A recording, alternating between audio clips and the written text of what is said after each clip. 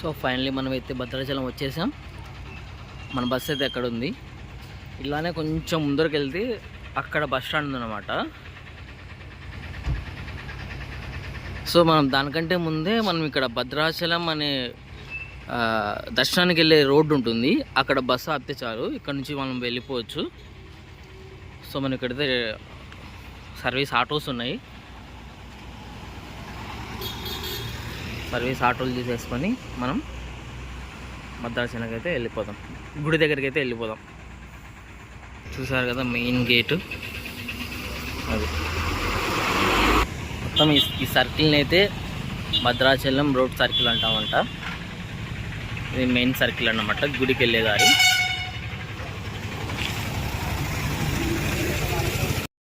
So ఇక్కడైతే దేవస్థానం గదులు వెళ్ళాను, కానీ మనకి వాష్రూమ్స్ అంతగా కంఫర్టబుల్ లేవు.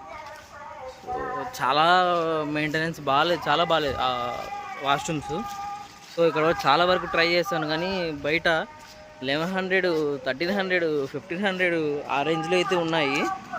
సో నేనైతే దగ్గరలో గుడికి ఒక 100 మీటర్స్ దూరంలోనే ఒక చిన్న అది గెస్ట్ హౌస్ ఉంది. సో అదైతే బుక్ చేసుకున్నాను, 700 పడింది. సో నాతో పాటు అయితే నా ఫ్రెండ్ కూడా వచ్చాడు, వాడు ఇంకా అక్కడే ఉన్నాడు, అది వేలో ఉన్నాడు ఆ పిల్లోడు. సో వాడైతే ట్రైన్కి వచ్చాడు అనమాట, ట్రైన్కి వచ్చాడు. కొంచెం కోదాడలో దిగాలి, కోదాడ నుంచి మనకి ఇక్కడికి మళ్ళీ 41 కిలోమీటర్స్ అట్లా వస్తుంది.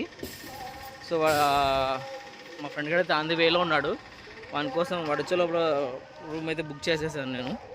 ఆల్రెడీ లగేజ్ కూడా అక్కడే పెట్టేశాను. సో అలా ఉన్నాయి. దేవస్థానం వదిలైతే చూసాం, కానీ ఇక్కడ శ్రీరామ నిలయం అండ్ సీతా నిలయం అని చెప్పేసి 2 ఉన్నాయి దేవాలయం సంబంధించినవి. దాని కాస్ట్ వచ్చేసి 450. మామూలుగా నాన్ ఏసీ అయితే 450, ఏసీ అయితే 1200. రూమ్స్ ఓకే, బట్ వాష్రూమ్సే బాగాలేవు. సో నేనేం చేశానంటే ఇంకా ఉండలేక చెప్పేసి బయటకు వచ్చేసి ప్రైవేట్గా బుక్ చేసుకున్నాను. So that's okay. మీకు కూడా రూమ్ డీటెయిల్స్ అని ఇస్తాను, తర్వాత రూమ్ కూడా చూపించే ప్రయత్నం చేస్తాను. సో ఓకే, మెయిన్ టెంపుల్ అయితే అది. సో మన దానికి దగ్గరలోనే మనకి దొరికింది ఉమామహేశ్వరి రెసిడెన్సీ లాడ్జ్. సో ఇక్కడ రూమ్స్ తక్కువే ఉన్నాయి. సో అక్కడ గుడి ఉంది, ఇక్కడ దగ్గరే తీసేసుకున్నా, ఇంకా దూరం ఎందుకులే అని చెప్పేసి. ఒకసారి మీకు రూమ్ చూపించే ప్రయత్నం చేద్దాం.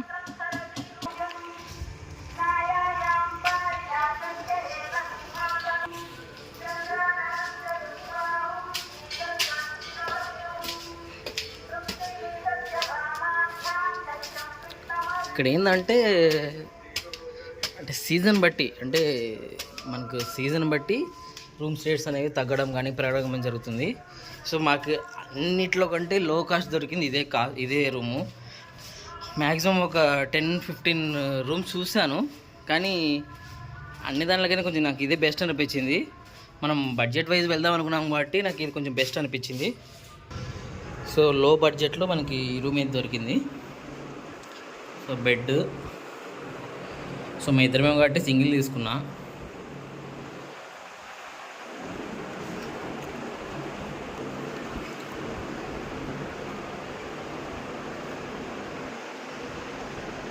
తర్వాత మనకి ఇక్కడ వాష్రూమ్ అయితే ఈ విధంగా ఉంది.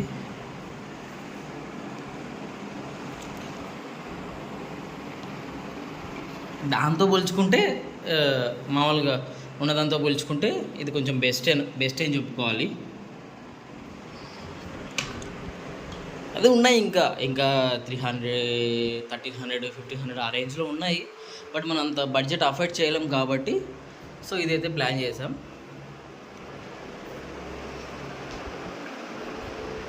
ఓకే, ఇప్పుడైతే మనం వాడి కోసం వెయిట్ చేయాలి. వాడు ఇంకా లేట్ అయిపోయిందంట బస్సు, సో వాడి కోసం అయితే వెయిట్ చేద్దాం.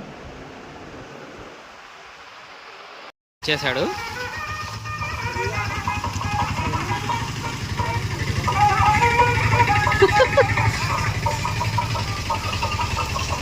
నాకు 11 అవర్స్ జర్నీ, ఈడికి 5 అవర్స్ జర్నీ, అయినా ఈడే లేటు.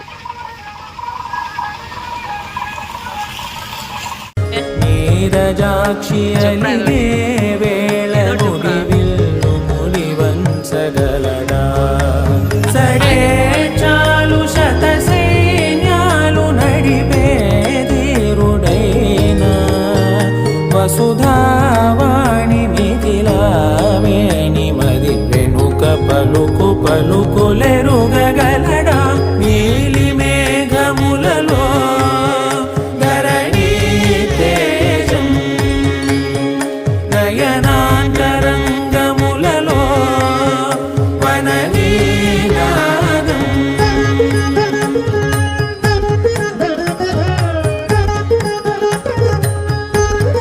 దర్శనం అయితే అయిపోయింది. దర్శనం అయితే బాగా జరిగింది.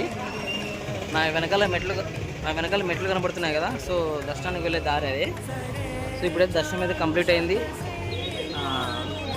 ఓకే, మావాడు ఏం చేస్తున్నాడు చూడండి అక్కడ.